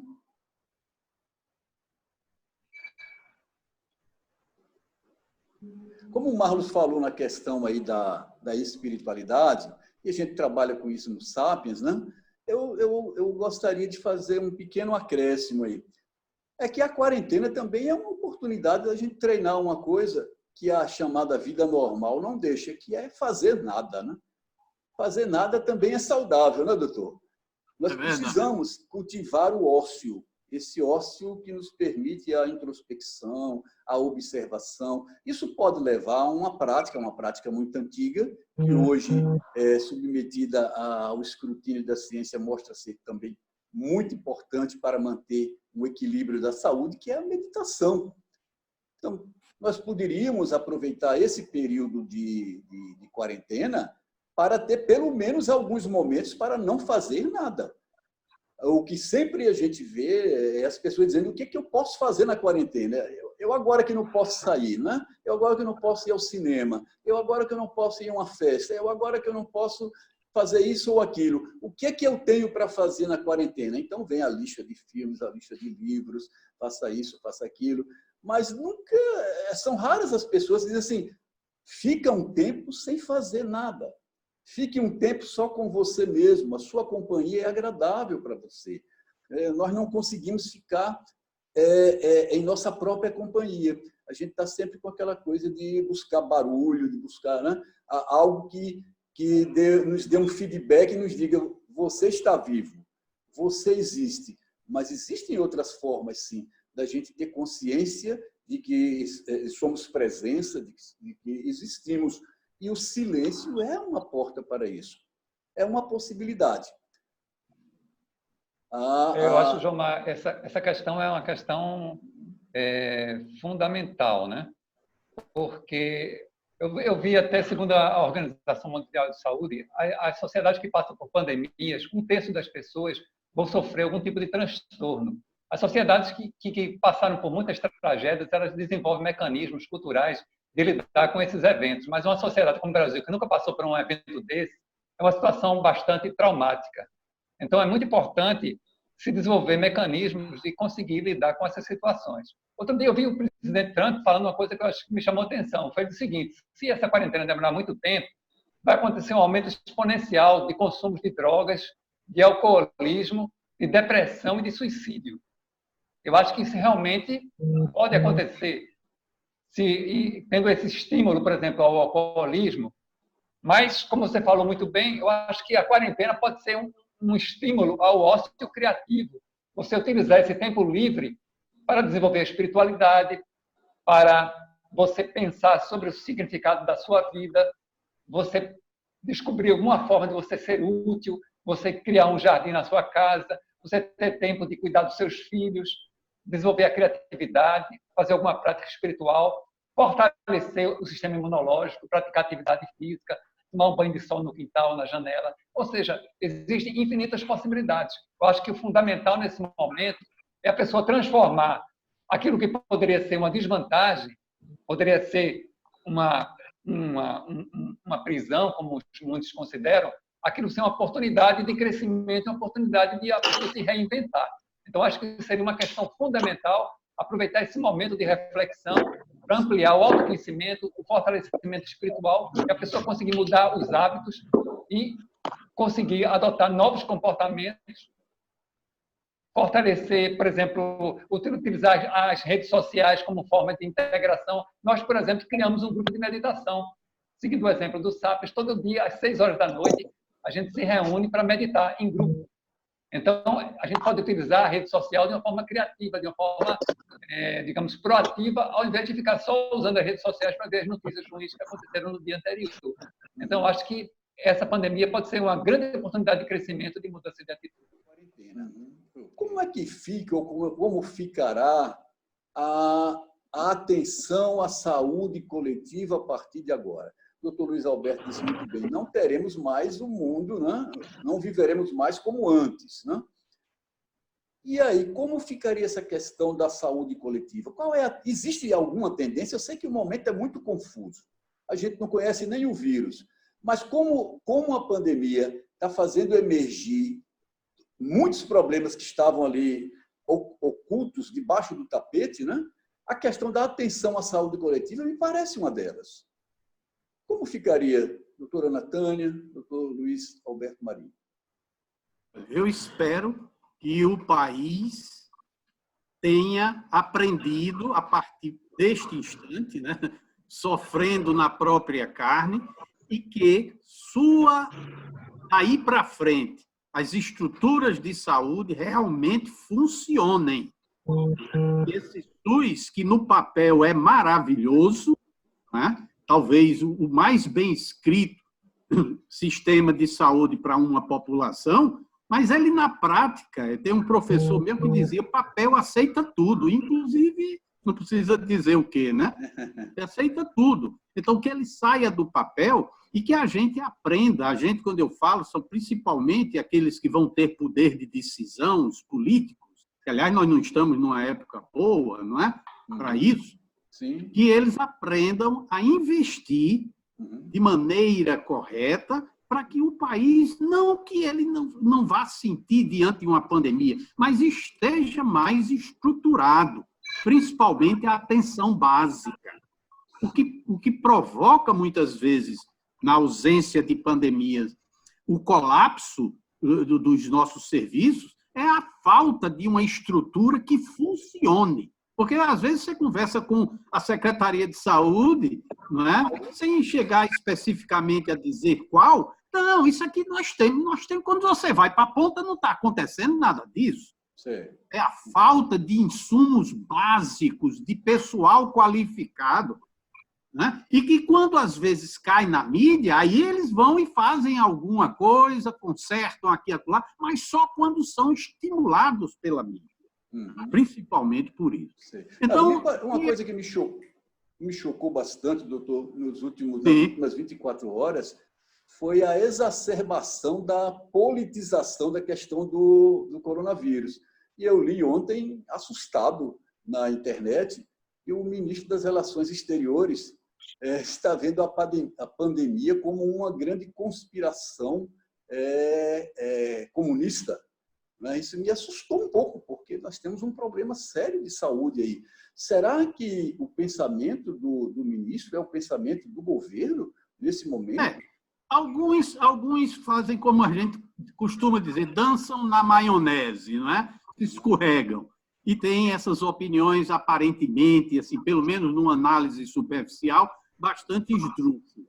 Mas o que eu estou querendo deixar bem patente, bem claro, é que o país deveria, de uma vez por todas, investir em dois, que é um binômio, é um trinômio até, que é saúde, educação e segurança. A parte científica para esses dois setores de saúde e educação. Porque a mim sempre pareceu que é um discurso de campanha, sempre. Nós vamos dar ênfase, vamos priorizar a saúde e a educação, que na realidade nunca foi. Então, para que a gente tenha, não só no papel, mas tenha na prática, que o paciente, que o indivíduo tenha serviços de saúde, principalmente básica, que é para evitar procurar. E se a doença não é atendida, não é diagnosticada, não é tratada no início, ela tende a se tornar grave. E isso vai levar o paciente novamente para os serviços já de segunda, terceira complexidade. É investir e mostrar resultados. E que a população sinta que, quando dela precisa, ela tem sempre uma resposta. Você vai nos postos de saúde, aí O secretário, por exemplo, do momento, diz, não, nós temos em cada bairro, tem bairro que tem 2. Quando você vai numa sexta-feira, num sábado ou no domingo, não existe absolutamente nada. E muitos funcionam de maneira tremendamente precária, deixando de atender naquilo que é o mínimo. Hoje, como professor de medicina, a gente costuma dizer que, quando você terminar, se for trabalhar numa estrutura de saúde como a nossa dos dias de hoje, você tem que ter, no mínimo, aquilo que é necessário para atender. Nós não estamos aqui pleiteando situações comparáveis a países de primeiro mundo. É que tenha básico, né? Pedindo o básico. Né? O básico para que você possa atender de maneira correta. Então, eu acho que termina servindo, não é, de uma maneira traumática, como está sendo e como vai ainda ser essa pandemia, mas ela pode, de uma vez por todas, ensinar a quem vai ter o dever e o direito de dar ordens e de modificar essas coisas, que faça, aproveite este exemplo e que a gente realmente saia dessa pandemia, igual nós jamais sairemos, mas saia dela um pouco melhor. Vamos ouvir, então, a doutora Ana Tânia. Isso, porque você agora tocou na minha área, né, na saúde coletiva. E, assim, Jomar, foi muito importante o doutor Luiz Alberto ter falado antes, porque ele traz essa crítica, realmente, de que nós temos um sistema que é considerado o mais perfeito do mundo, se ele, de fato, cumprido como está na lei, na legislação, na Lei 8080/90 e na Constituição, né? Mas o que é que acontece? O sistema de saúde é o único, o SUS é o único sistema universal para mais de 200 milhões de habitantes. Então, nós temos uma coisa positiva nisso, é que o país ele já tinha um sistema de saúde que era preparado, com todas as suas dificuldades, para atender a toda a população. Diferentemente de outros países que não tinham um sistema universal. E aí foi muito mais complicado se organizar para atender a toda a população. E no nosso país, apesar de todas as dificuldades, nós dizemos que uma das grandes dificuldades é exatamente essa inversão de valores que existe no âmbito do sistema de saúde. Você tem uma Constituição que cria o SUS em 88 e diz, no seu segundo princípio, que o sistema vai ser um sistema universal com atenção integral, com prioridade para as atividades preventivas. Está na Constituição, o artigo 198, segundo parágrafo. E, de fato, isso nunca aconteceu.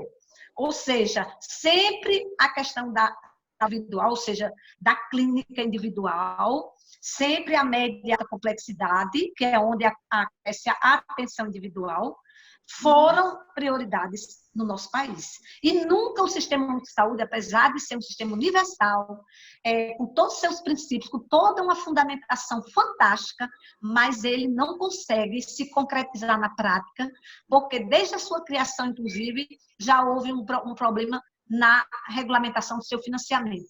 E eu vejo agora, e não só agora, mas sempre, tanto que a questão do sanitarista, quer dizer, nós, desde o início do século, com Oswaldo Cruz, que foi um grande sanitarista, nós tivemos aí o controle das pandemias, controlado por quê? Pelo aquele profissional que é formado para atuar com a saúde coletiva. O sanitarista, o profissional, por isso que eu, por exemplo, quando fiz minha especialização, eu fiz em saúde pública. Hoje, a gente trabalha com a perspectiva de saúde coletiva, que é muito mais abrangente. Mas é diferente. Hoje a gente já tem, inclusive, a graduação, o bacharel em saúde coletiva, que é aquele profissional que passa mais de 4 anos e meio, se preparando para atuar com essas questões da saúde coletiva, da coletividade. E no nosso país, nós temos o sistema mais perfeito do mundo, teoricamente, mas é um subfinanciamento, e a gente vê aí agora, quer dizer, o SUS só foi regulamentado seu financiamento em 2012, e de uma forma vergonhosa em relação ao percentual que a União contribui com o SUS.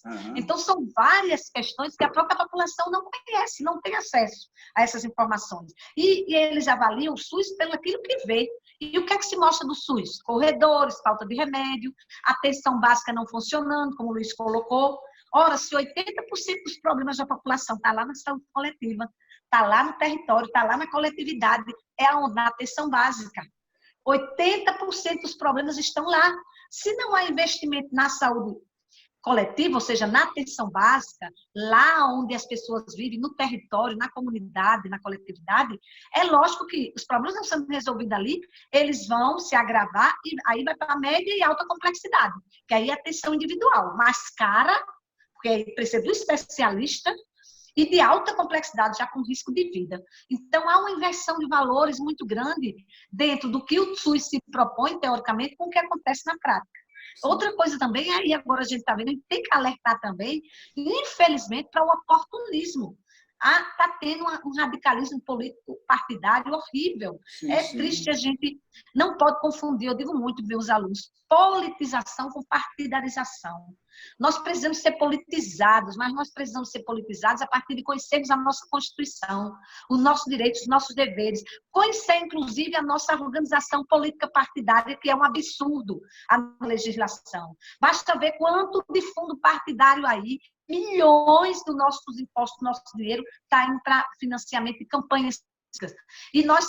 E aí nem o Congresso, nem o Senado, nem a Câmara aprovou o fundo partidário, que a maioria não aprovou, o dinheiro do fundo partidário ir para o coronavírus. Aprovaram outros recursos de coronavírus.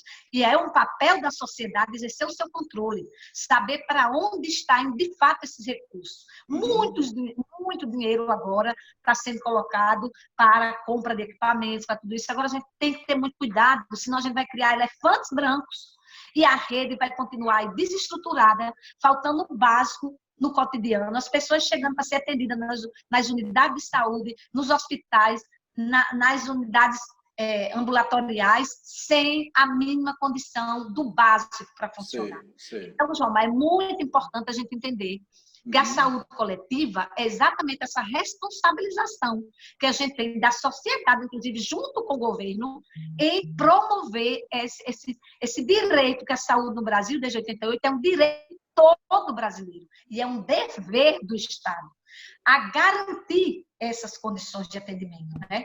Considerando aqueles princípios da universalidade, da integralidade, da equidade.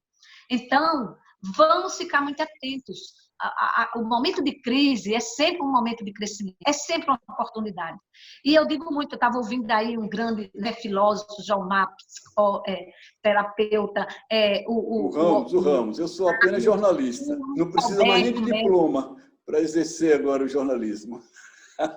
Pois é, o Luiz Alberto e todos colocando aí essa preocupação com o que vai ser depois da pandemia. Eu digo uma coisa, eu digo muito isso, a gente está com um projeto até lá no LAPIX, o autocuidado integrativo em tempo de coronavírus, é o quê? Vamos aproveitar isso como uma oportunidade. Já que a gente não pode mudar essa realidade, vamos olhar para o lado bom dela, ao invés de a gente criar uma psicosfera traumática e negativa para a sociedade. Porque se eu fico só pensando, olhando para o lado negativo, pensando coisas negativas, vendo mensagens negativas, vendo coisas, tudo que é que nós vamos ter uma psicosfera que vai prejudicar, que vai poluir a nossa saúde mental. E isso vai afetar, inclusive, a saúde da coletividade, porque nossos pensamentos, eles são que criam o nosso campo vibratório. Eles aumentam a nossa imunidade se a gente pensa positivo, se a gente elimina ou produz exatamente os hormônios da... Tem a coisa também de poder ver com clareza, né? Se você está dentro de se sua mente está muito transtornada, se você está em pânico, você não vai conseguir ver com clareza. Não vai conseguir. E aí você ter a solução necessária, adequada, né? Isso. Então, tem que aproveitar esse momento, não deixar de ter a nossa responsabilidade social. É importante que o cidadão acompanhe, fiscalize, acompanhe as questões aí de como estão sendo utilizados os recursos do coronavírus, cobre das autoridades a responsabilização social com o nosso contexto, com o nosso serviço de saúde, com o SUS, proteja e cobre também a proteção dos nossos trabalhadores da saúde. Então, nós temos que exercer essa nossa responsabilidade social como profissionais, como cidadãos, como pessoas humanas. Também aproveitarmos para utilizar este momento na nossa casa, já que, como foi dito muito bem aí, vamos trabalhar também, aproveitar, eu pelo menos, quantos anos que eu não tinha tempo para fazer meditação. E eu estou meditando esses dias. Então, aproveitar para uma viagem interior, para um autoconhecimento, para trabalhar atitudes, rever valores, rever condutas, melhorar a sua relação familiar. né? Trabalhar, mudar hábitos. Vocês falam aí da questão do alcoolismo que está se agravando. Né? Verdade. Se as pessoas ficarem em casa e, ao invés de não aproveitar esse tempo para rever seus hábitos, suas atitudes, a tendência é o quê? Se envolver, começar a querer fugir dessa realidade de várias formas. Uma delas é a bebida. Está ali. Comer e beber. Está sendo muito aumento, as pessoas estão engordando e estão bebendo muito, estou vendo isso na internet e tudo. Então, vamos olhar, vamos botar no lado, o que é que eu posso fazer de bom nesse período e o que é que eu posso evitar, entendeu? E tentar fazer isso. Nós temos práticas que vocês podem fazer em casa mesmo, o escalda-pés terapêutico, né? A própria meditação, escutar músicas, trabalhar pontos, automassagem, os florais, a aromaterapia, as práticas integrativas são altamente bem-vindas nesse período de coronavírus. E isso é o campo da saúde coletiva. São ações que a gente trabalha no campo da saúde coletiva. Diana Tânia. Sim. Pois não, doutor?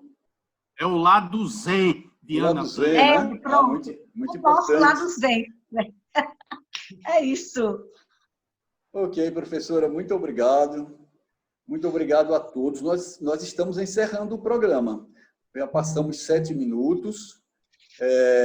Eu estou aposentado, mas eu sei que a maioria de vocês não. Então, para mim, é sempre domingo, antes mesmo da quarentena, mas vocês têm algo mais para fazer, não é? Então, eu deixo agora à vontade os nossos dialogadores para, se quiser dizer alguma coisa, alguma mensagem de despedida. E se tem alguém na plateia, algum dos nossos convidados na plateia, que deseja fazer algum questionamento, alguma coisa que considere importante e não foi perguntado aos dialogadores, por favor, aproveite esse momento. Não, eu estou levantando o braço. Quem? Denilson. Vamos lá, Denilson. Guto que está levantando o Guto, dedo aí faz então vamos tempo. lá, Guto. Fale agora rapidinho, porque passamos 8 minutos. Mas vamos lá, vamos ao seu questionamento. Pode falar. Ok, boa noite, amigos. Boa noite, Omar. Parabéns, estão me ouvindo? Estamos ouvindo. Fale um pouquinho mais alto, mas estamos ouvindo. Parabéns por mais esse tema, aos debatedores, né? Na verdade, eu ia fazer uma pergunta para o José Ramos, mas eu acho que pode ser um dos temas dos próximos programas. Eu pensei em inverter tudo que já foi falado sobre essa crise do corona e fazer uma provocação ao José, ao Marlos, filosófica, na visão do Nicolau Copérnico, né? Uma linha coperniana, invertendo a máxima, né? Não seria o homem o grande problema da Terra, né? O planeta não estaria se tratando.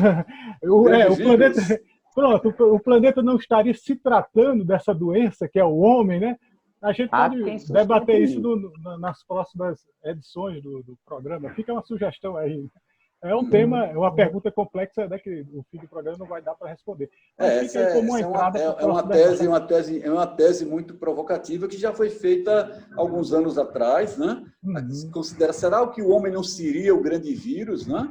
no organismo Terra? Né?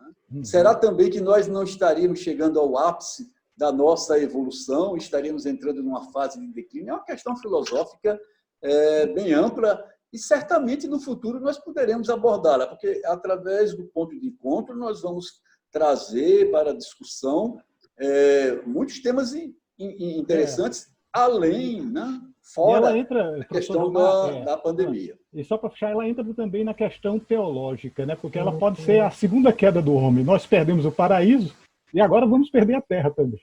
A Terra continuará sem a gente. A Terra pode continuar sem nós, uma né? boa, Então, pode ser... Mas nós não podemos perder, porque não temos alternativa, é a nossa única casa, né? Por hora. Eu acho que estamos... A Lua não tem atmosfera, a viagem a Marte é impossível ainda, Marte também não tem oxigênio, né? Então, é a nossa única casa, é a Terra, temos que cuidar muito bem dela. Ok? Jomar. Pois não? André Arruda. Pode falar, André. Uma coisa que me chamou a atenção nas falas e... Não está me vendo, não? Estamos vendo, ok.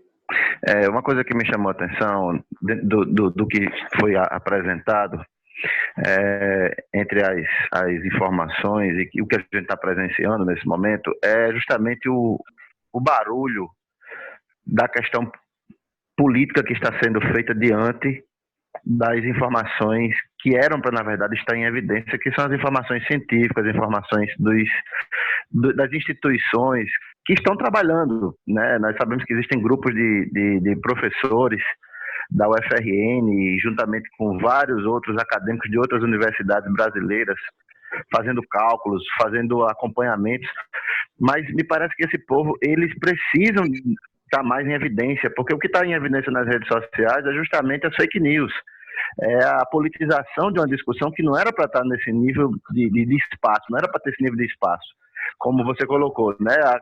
Até mesmo no lazer, esse artista que mobilizou 1 milhão e poucas pessoas aí na madrugada, eu tive acesso à informação que a outra artista, que é aqui da Paraíba, colocou mais de 3 milhões na live dela, de pessoas. Eles fazem uma ação social também, eles arrecadam mantimentos, eles acabam falando que é para usar o álcool, gel, que é para passar até do corpo. Cara, no dia eu cheguei a cruzar com a live do rapaz, ele jogava álcool no rosto, jogava no corpo, tomava banho com álcool gel.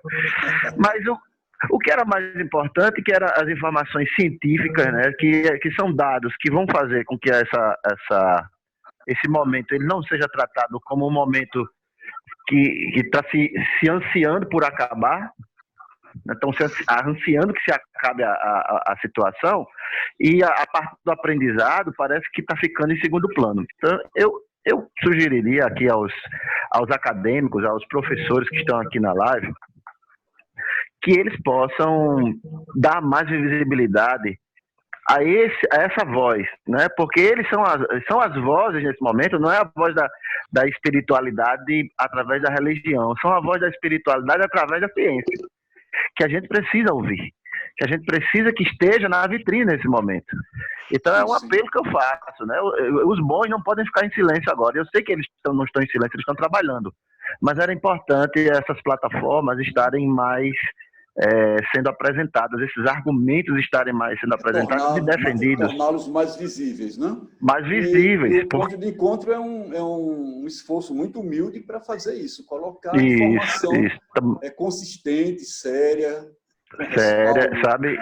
E a gente poder munir as pessoas de informação positiva através da informação científica, através ou seja, os infectologistas precisam estar na mídia. Eles precisam estar falando, os terapeutas eles precisam estar falando, os filósofos precisam estar falando, os cientistas humanos eles precisam estar falando, né? E não os políticos agora. Os políticos eles têm que estar trabalhando, é diferente, está agindo, mas quem tem que estar falando são os cientistas, né? E está de parabéns a iniciativa de hoje. Muito obrigado a você, muito obrigado a todos os que compareceram, constituíram a nossa plateia. E eu gostaria só de finalizar uma coisa, Jomar. Nós temos um site aqui em Macaíba, na cidade de Macaíba, chama-se Senadinho Macaíba, é um site que ele já, desde 2008 que ele surgiu, e ele está aberto aos participantes para enviar informações, tá? Para que a gente possa poder abastecer os nossos leitores, os nossos internautas, de informações positivas, falar das soluções, como colocou o Ramos, né? A gente fica falando só do problema e não fala da solução. Senadinho.com. senadinhomacaíba.com.br. Ok. Então, nossos convidados, nossos dialogadores, em rápidas palavras, podem se despedir. Vamos começar pela Ana Tânia, que está aqui na minha tela, é a primeira. Vamos lá. Ok, pessoal, quero agradecer imensamente. Foi maravilhoso, Jomar, essa oportunidade. Agradecer aos colegas que tão brilhantemente, né, conduziram junto com o Jomar esse momento. Foi um grande prazer estar com vocês. Eu sempre aprendo quando estou com vocês, conheço todos e tenho muita admiração. E também agradecer a todos que participaram, né, as pessoas que fizeram perguntas. E, por enquanto, continuem em casa. Fiquem em casa, é isso. E dizer também, eu não me lembro o nome do último o de Macaíba, né? Eu não fixei o nome dele. André. Mas André. Dizer que é muito importante o que ele colocou. A gente tem na universidade, temos um site onde todas essas informações do coronavírus e da pandemia, mas também, não só, como você disse, só do lado negativo, mas também o lado positivo está sendo colocado. A gente tem vários projetos de extensão, nós temos o nosso Instagram do Lapix, né? Que vocês também, toda semana está saindo vídeos informativos, são bem práticos, ensinando como você se autocuidar, dando orientações, temos lives. Então, quero aproveitar também para dizer que não só os SAPs, que eu faço parte desse grupo e fico encantada com esse trabalho, mas a gente tem outros espaços também que, como ele disse muito bem, que vocês devem estar participando. E a gente, na medida do possível, está socializando essas informações, a Universidade Federal, produzindo material para que essas informações cheguem a vocês. E em cima da temática do final da quarentena, desse isolamento social, eu finalizo dizendo que ainda não é o momento. Então, por enquanto, continue em casa. Obrigado, professora Ana Tânia. Agora vamos ao doutor Luiz Antônio, Luiz Alberto Marinho. Bom, primeiro agradecer a Ana Tânia, que foi através dela que eu pude participar, convite que ela me fez, e a você, Jomar, aos participantes. Todo agradecimento à Ana Tânia, que nos ajudou trazendo o senhor também. Tudo bem, mas você também mostrou-se muito preocupado com essa pandemia e as consequências que virão. E não sei se vocês estão interessados sobre a notícia boa e uma ruim que eu queria. Sim, não podemos encerrar sem elas. Bom, a notícia boa é a seguinte, para falar em coisas também positivas, né? Se esse vírus, esse novo coronavírus, ele tiver um comportamento semelhante, por exemplo, a outros vírus respiratórios, como influenza, parainfluenza, metapneumovírus, adenovírus, sincicial respiratório, nós temos quase 200 vírus respiratórios diferentes. A passagem desse vírus por diversas populações geneticamente distintas, e isso ocorre quando o vírus é pandêmico, pode diminuir o seu poder de agressão. Então, essa é a notícia boa para um futuro próximo. Muito boa. Ele pode diminuir de agressividade, a gente chama de virulência, pela passagem sucessiva em pessoas geneticamente distintas. Essa é a notícia boa. A notícia ruim, qual é? É que ele pode mutar, sofrer mutações no futuro, e algumas pessoas que dele se tornaram resistentes podem novamente vir a se tornar susceptíveis. É verdade que esta classe, esta família de vírus, corona, não tem a facilidade de mutação que os influenza vírus possuem. Então, a questão do RNA. E nos influenza vírus, o RNA, quer dizer, a sua codificação genética é segmentada. E cada segmento, na hora de se replicar, pode produzir um erro. Né? Enquanto que o coronas ele tem uma codificação completa. Quer dizer, a chance dele errar é menor. Mas existe ainda a possibilidade de mutações. Bom, que a boa notícia se concretize, né? Exatamente. Eu agradeço a oportunidade e estou à disposição se vocês, num futuro, acharem que há interessante a gente comentar os aspectos médicos do ponto de vista técnico. Okay, muito obrigado e boa noite. Claro que vamos precisar do senhor no futuro. Muito obrigado por sua participação. Foi muito esclarecedora, foi muito importante para nós, o grupo que está agora na sala virtual da TV Sapiens, e muito importante para aqueles que nos acompanharam pelo Instagram e os outros que vão nos ver através do canal no YouTube, da TV Sapiens, nos grupos do Facebook, no grupos de WhatsApp e também no Twitter. Então, creio que a gente vai alcançar muita gente com os esclarecimentos seus e dos demais participantes. Okay. Por favor, o nosso amigo José Ramos Coelho. Eu queria agradecer a participação em mais esse outro encontro, que eu acho muito importante, dizer que nas épocas de crise, as sociedades só sobrevivem quando elas são solidárias. Os grupos paleolíticos, eles passavam por um período de grande penúria, e quando um caçador conseguia uma caça, ele distribuía com os outros, porque no dia seguinte poderia ser que ele não conseguisse caçar nada e ia passar fome. Então, o que fez eles sobreviverem foi a solidariedade. Então, a gente só vai sobreviver a essa pandemia se a gente for solidário. Se cada um quiser defender o seu quinhão, a gente vai entrar numa situação de caos. Então, a minha sugestão é que cada um procure ser solidário. Assim, a gente vai passar por essa e a sociedade vai sair mais forte. Ok, Ramos, muito obrigado por sua contribuição, muito obrigado por sua parceria. Obrigado também. E agora o nosso caro Marlos Bezerra. Queria começar agradecendo essa oportunidade de estarmos aqui juntos, né, e reencontrar tantas pessoas bacanas aqui, minha amiga Nízia, André, que faz tempo que eu não vejo, meu querido, né, Denilson, e tá ao lado de Luiz de Ramos e de Ana Tânia. Eu queria dizer que, no momento onde a universidade está dentro de um imaginário, que é o imaginário da balbúrdia, né, é preciso dizer que muitas coisas bacanas estão sendo produzidas em diversos lugares, em diversos departamentos.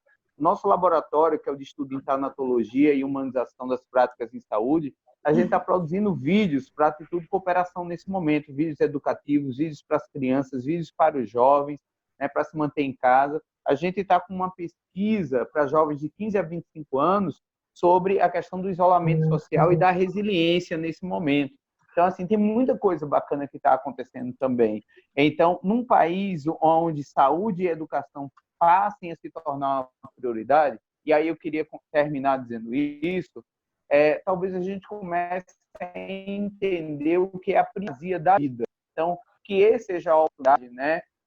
O Capra, nos anos 80, escreveu um livro chamado Ponto de Mutação, muito antigo esse livro, e ele, no frontispício, ele coloca o hexagrama 24 do Sting. O hexagrama diz exatamente isso. Eu estou aqui com o Sting do lado para dizer que após uma época de decadência vem o ponto de transição. A luz que foi banida, ela retorna, né? E esse retorno da luz possa ser para todos nós, aonde nós possamos reencontrar a primazia da vida, trazendo humanos e não humanos, né? Quer dizer, que é a natureza, os seres humanos, também a natureza de uma forma geral, para realmente um concerto, um reencontro harmônico, como o Ramos estava falando, de solidariedade, né? e de vivência comum. E que nós possamos nos fazer presentes. Primeiro dentro da nossa casa, que é o nosso próprio corpo, habitar o nosso corpo, também habitar a nossa casa, que é o planeta que nós estamos vivendo. Então, essa habitação coletiva, habitar o corpo e habitar o mundo, para que a gente não se torne essa sociedade de zumbis que aparece nos filmes, nos seriados, nessa coisa toda. Mas uma sociedade onde a gente possa realmente ser mais solidário, e aí a gente vai deixar de ser solitário, né? E aí realmente talvez a gente se sinta tão isolado, que a gente possa se sentir mais conectado uns com os outros. Esse é o meu desejo e talvez também a minha aposta e, quem sabe, o meu voto de esperança. Obrigado a todas e a todos. Obrigado, Marlos. Muito obrigado por sua presença e por sua contribuição. A todos, muito obrigado. Espero contar com a presença de vocês nos próximos pontos de encontro. Vamos tocar esse esforço de difundir informações consistentes na sociedade. A todos, muito obrigado. Tchau. Namastê.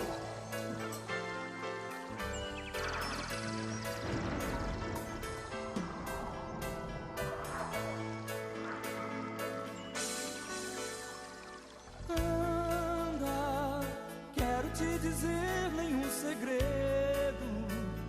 Falo nesse chão de nossa casa. Vem que tá na hora de arrumar.